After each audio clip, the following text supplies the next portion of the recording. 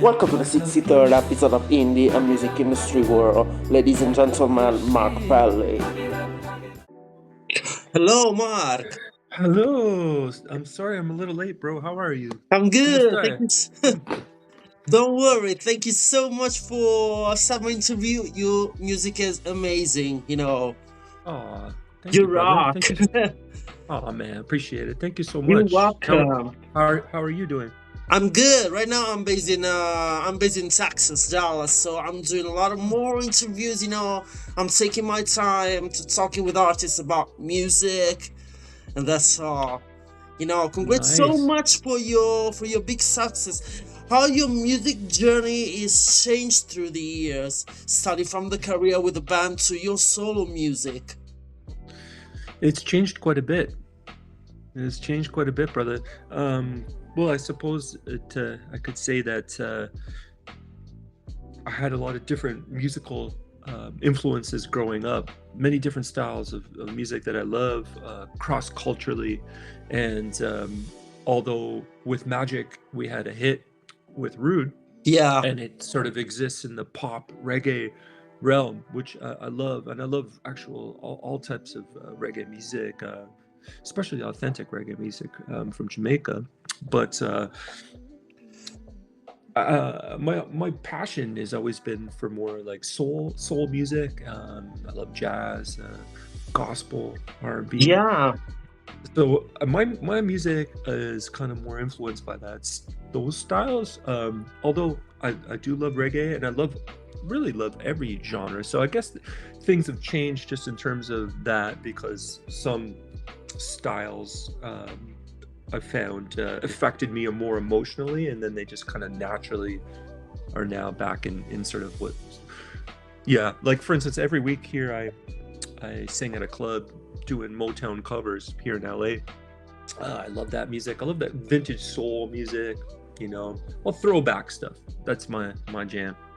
yeah. Cool. And how much it's hard to just like put all the genre in have a mix and just put it in a unique style, and create this just like the right sound, just create something different. Yeah, That's what. it's hard to do. Yeah, It's hard to do. And I'm not even claiming that I do that so well or anything like that. I try to do that. And I think a lot of artists do. I mean, no one wants to really just do the exact same thing as someone else. Or, I mean, I guess that's not really fair, because sometimes it's really fun to do covers and to just honor the great musicians and singers and composers, producers. But sometimes you want to create something kind of new that's derived from something that already exists. If that yeah. makes any sense.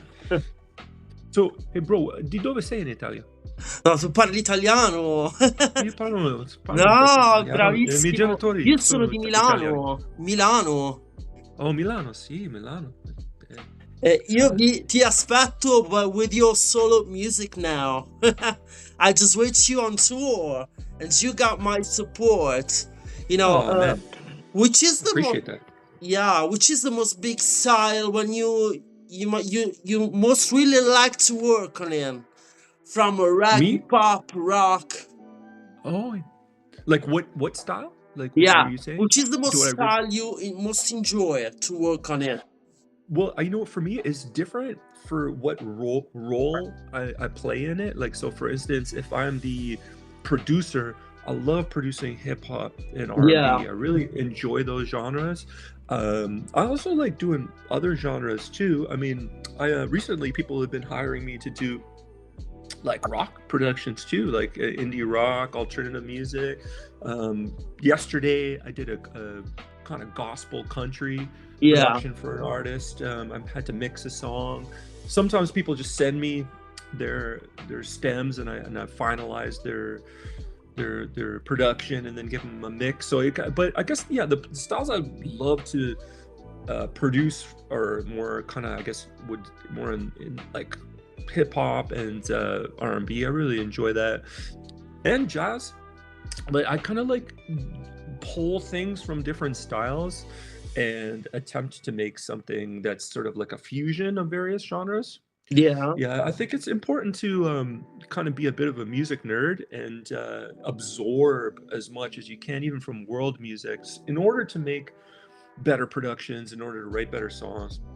Right, Yeah, and how much it's hard to in just like in a song, in your songwriting process and a music process, as you generally work with a band and you're also collaborating with artists for their music to your yeah, solo music. How much is hard to the songwriting process and the approach? It's just like to work with a band, work with our other artists and work with your solo music. I think yeah, that yeah. that is a different the It approach. is different, brother. It is different. You're right.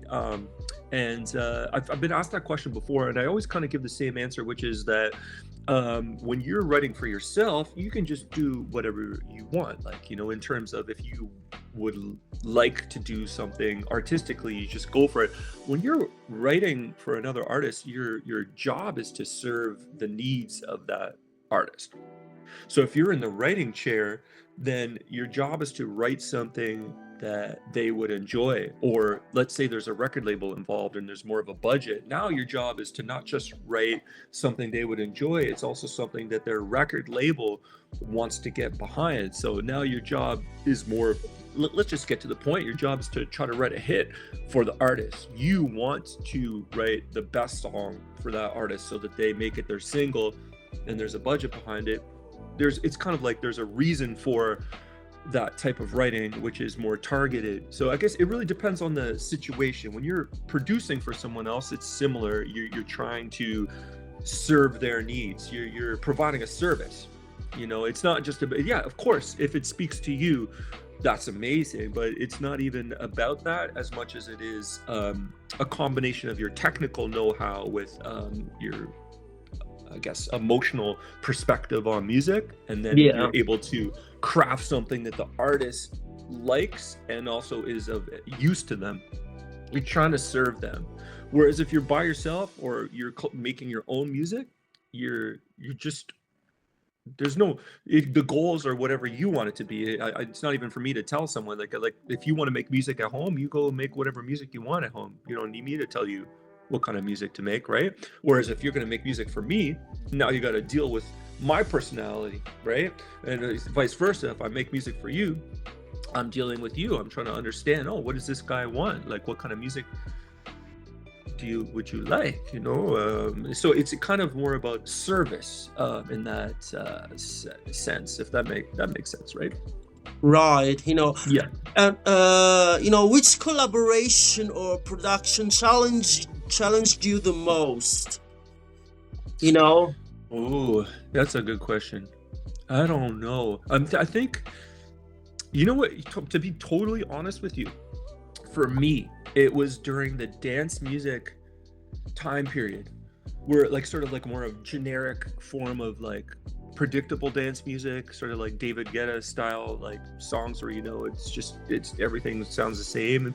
Not to be mean to people or whatever, but I'm just saying like that was particularly challenging for me as an instrumentalist. So I'm talking like 2008, 9, and 10, or like that period of time, or where I'm trying to make these dance beats, dance productions, dance songs that I didn't particularly like very much. But I'm still trying to make money, and artists are Yeah. coming to me, and like I said before, what's your job? Your job's to serve the artist. You're trying to make music, so I'm trying to make that music too. I didn't say no. I tried to do it, but it was challenging for me because I didn't feel any emotional connection to it, and also because my talents lie mainly in playing guitar, piano, bass, and drums.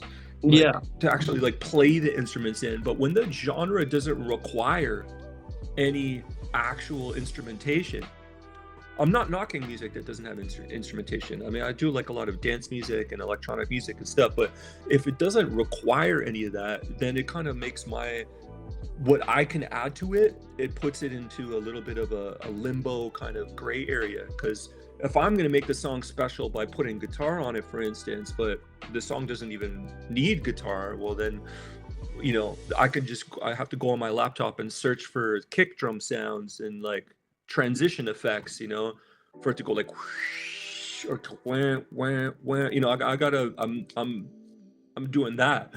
I didn't like that as much because to me, even though that's interesting in its own way, kind of felt like I'm at laser tag and I'm getting shot by laser beams, or I'm at an arcade and people are, you know, I'm losing the game, or it was that kind of experience for me. It wasn't so much musical, it was more like a different type of a thing. But I don't want anyone to feel like I'm attacking that music, especially No. because everyone has a different emotional perspective to music. And some Sure. people might be like, that's the music I love the most. I don't like your music. I like this music. I'm like, okay, yeah, you know, I'm just mentioning. You asked me that question. That was the most Yeah. challenging for me, production, writing wise, because I just felt like I couldn't really fit in. Yeah. Absolutely Yeah. love Pack It Up, you know, it's a hit. I love it so much. Thanks, How man. was it? Thank you. How was the writing process? You know, do you start maybe first from the melody? You know, you got some music in your mind. How is your process? Yeah, so I wasn't expecting that to happen, but that guy right there, Charles Chavez, is a G in the music business. Well, I mean, I love all my bandmates, you know, and everyone Yeah. we're all right, but he was the reason we had a hit for Rude that went all around the world was because of him. He was very influential in that he used to work in radio, and then he leveraged all his contacts to push us forward. He invested in us. He believed in us when no one else did. And before him, Rude was online, and we had like 4,000 views. I after remember 5 it. months. Yeah, I just remember that huge. time, you know, Yeah. it was it was blowing on the radio. Yeah, it was all him. Yeah, it's So all it's all about him. That's cool. But I think it's most of you too, you know. It's just like a balance between the singers, the band, you know, and the part of behind too, just like him, to create Yep. a hit, you know. For sure, you need of course you need a good song, right? But you also need a business team that Yeah. knows what they're doing. Yeah, and I mean, I would say, I know this sounds kind of maybe a little bit it's an opinion, and I'm not telling you, you know, but I think in fact the business team is even more important than Yeah. than And you the gotta song. find It's the right persons to, you know. I right think people to I've represent. always used to try artists to just like to help them to find a team, and it's just like crazy, man. It's so hard. It's so hard. Yeah. Hmm. It's so hard. Sorry, I'm just eating some sweet potatoes here. Yeah, I No, know. yeah, it's So- so man.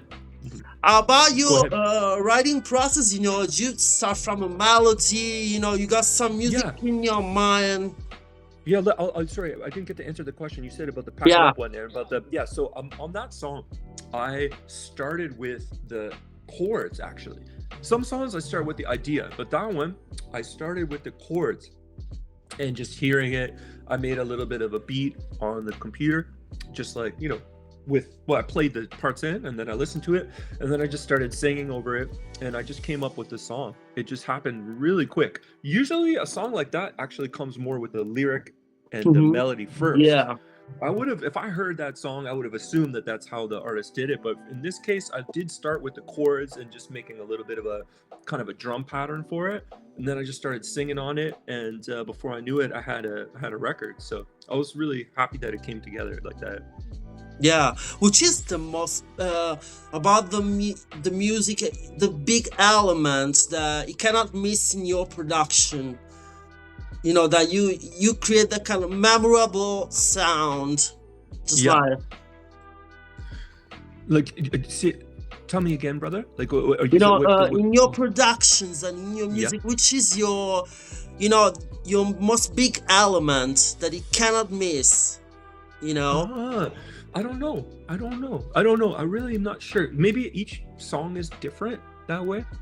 Maybe each Yeah. song is there. I don't know if it's I would like to think that there are elements that people really enjoy about the songs, but I'm not sure if there's like that one specific element that you just can't miss. Maybe the guitar, since I play a lot of guitar, maybe like Yeah. I try to make that bit of my signature sound. I put guitar solos in most of my songs, which I know is kind of weird, especially these days, but I just don't care. Like I love the bridge of songs traditionally. I love it when it goes to a bridge, like traditional songwriting, at least the format of pop songs. And after the second chorus, you know, the trend these days is actually to end the song there. Like that's where the song actually just ends pretty much, or maybe it'll have a little bit of an outro section, but the length is shorter. But for me, I want to go to a different world in the bridge. I want the bridge to maybe change keys or have a guitar solo or just like introduce some. So I guess maybe that's and another production trick I do that people have told me is at the end of the song for the outro, I often completely switch the production. So I might have like this really soulful song that kind of lives in this world, and then when it hits the outro, I'll just put like a trap break or like a drum and bass break. I'll make it go to a whole other world just because I want it to kind of have a surprise element for the listener where they're like, oh, that's cool, I didn't know it was gonna go there. I like doing those kind of things. How much it's hard to balance the commercial success to the artistic integrity. Yeah, it is. I think for everybody. Yeah. It is for everybody. Some people find it easier than others. Some people find it easier than others, especially if the palette that you're drawing from to make your music primarily comes from pop music to begin with.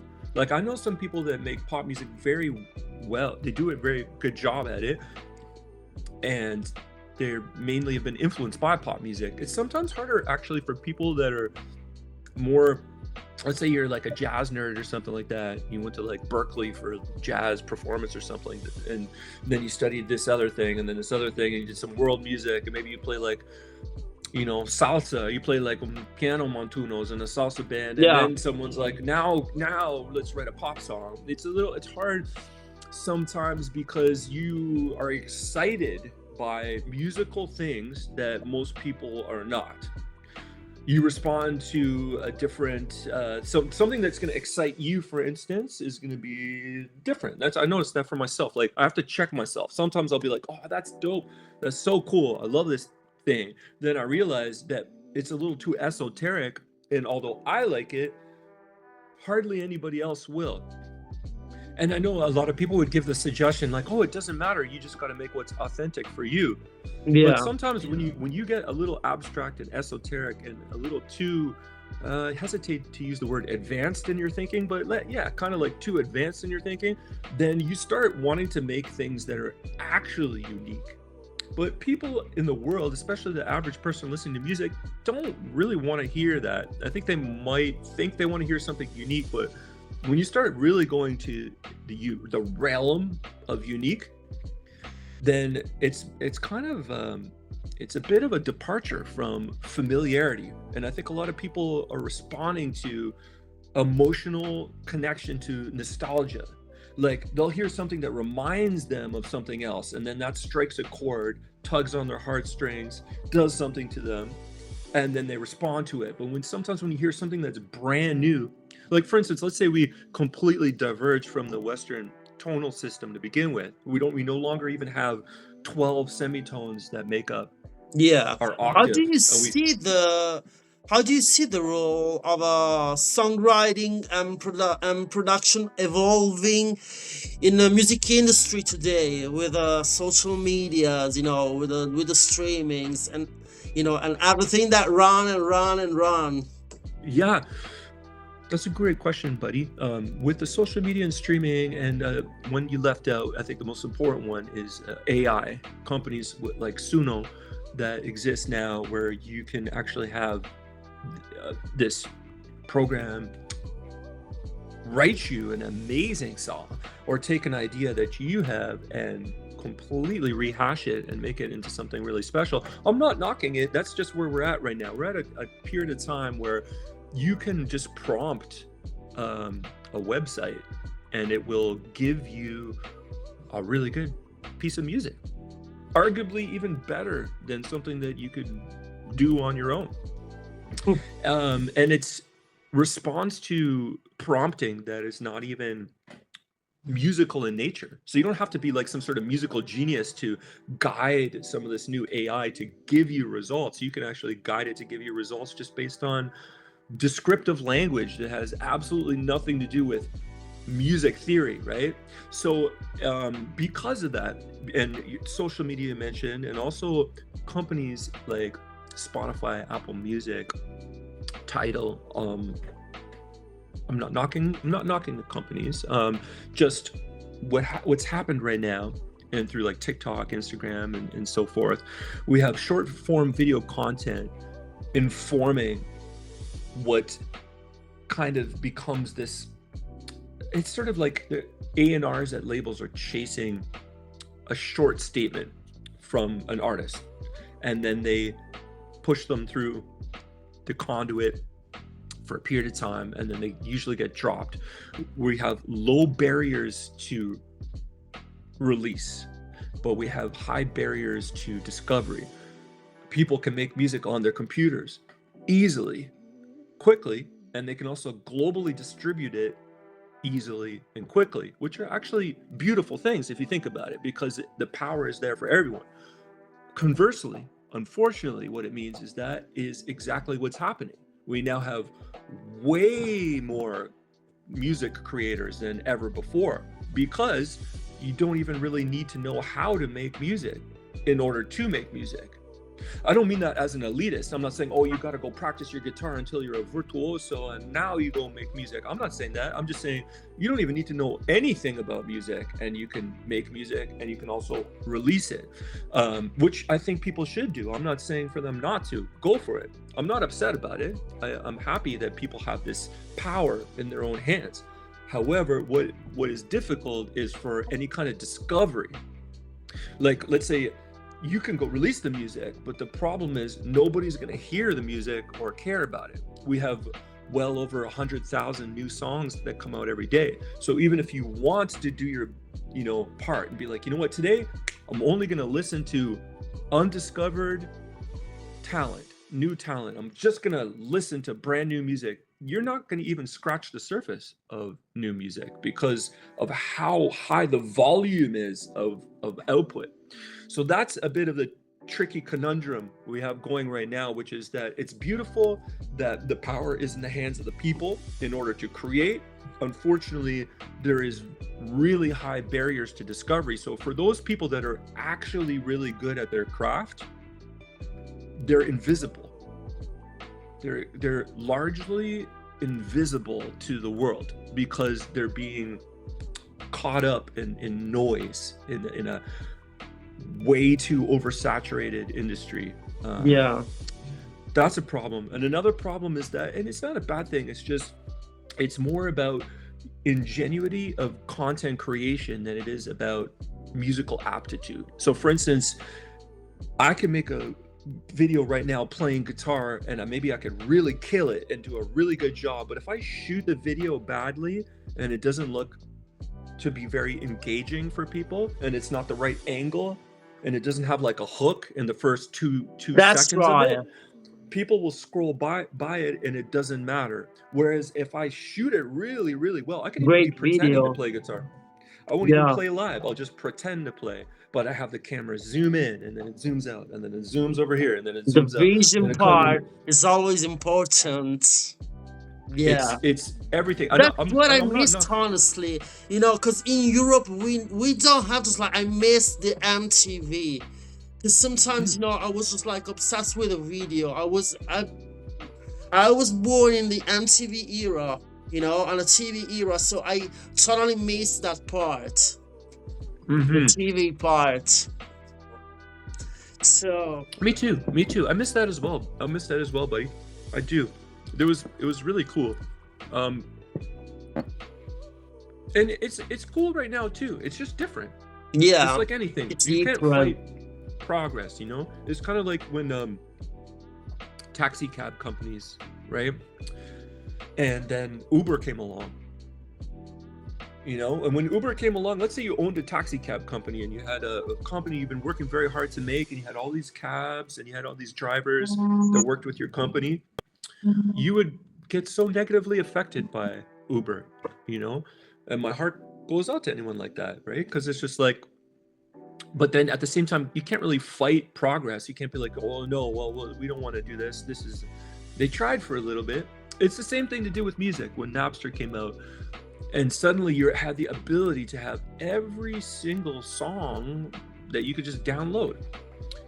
At first they tried to block it, they tried to make it illegal, they tried to just make that not, but you can't fight the progress. You can't fight, like, now that we know we can transfer music so quickly, we don't need to purchase analog formats and physical formats of music in order to, right? It just changed the game. And once again, AI is now changing the game again. If you don't even need to know anything about music creation, if you don't need to know, no, I'm not even talking about the people that are on their computer and make beats and stuff like that, but maybe don't know the key of the song that they're in. That's okay. I'm saying you don't even need to know how to do that. You could conceivably not know how to do anything, but still come up with something kind of cool. So instead of me getting upset about that and being like, oh, this is terrible, well, it just is what it is. It just is what it is. You can't, and I think they're trying to legislate it in a little bit more of a sort of concise way, so that perhaps it doesn't destroy too many jobs in the music business. But at the same time, it's just like, once the technology exists, it's the evolution. It's evolution. That's how it is. Yeah. And it's the evolution of pop, right? Yeah. Like when we were talking about other styles of music, like let's say you want to play violin in an orchestra, you still got to practice that violin, right? You can't just be like, oh, I'm amazing at this and not be amazing at it. You have to actually get good at it, and then maybe you'll be able to play in an orchestra one day. So there's always going to be that aspect to music as well, where you're still celebrated for putting time in and having talent and working at it. But in pop music, where it's just about watching like maybe like a 15-second clip on TikTok and thinking that is dope, or listening to a 2-minute song and thinking that, wow, this is cool, you don't need too much aptitude right now for that. But I'm not saying that in a negative way. I'm just saying that's where we're at right now with this. We're at a time where absolutely that's just what it is, you know? It's like yeah. So Mark, thank you so much. I wish you in Italy, you know, hope you can plan just like maybe a solo career. I wish you a solo tour with a band, you know. I wish you in Italy, or I think that I will probably be back in the US, so you know, I will come to see you. Man, I would love that, bro. Yeah. Okay, so I'm gonna leave you responsible for booking me a show in Milano. Okay. Oh yeah. And I'll come there. You can be my booking agent. I'll come play a gig there. Okay. Okay, bro. Thank you. Grazie, fratello. Grazie a te. Thank you so much. You rock. Molto grazie. You great. You too. Grazie. Bye. Ok, ci vediamo. Ci vediamo.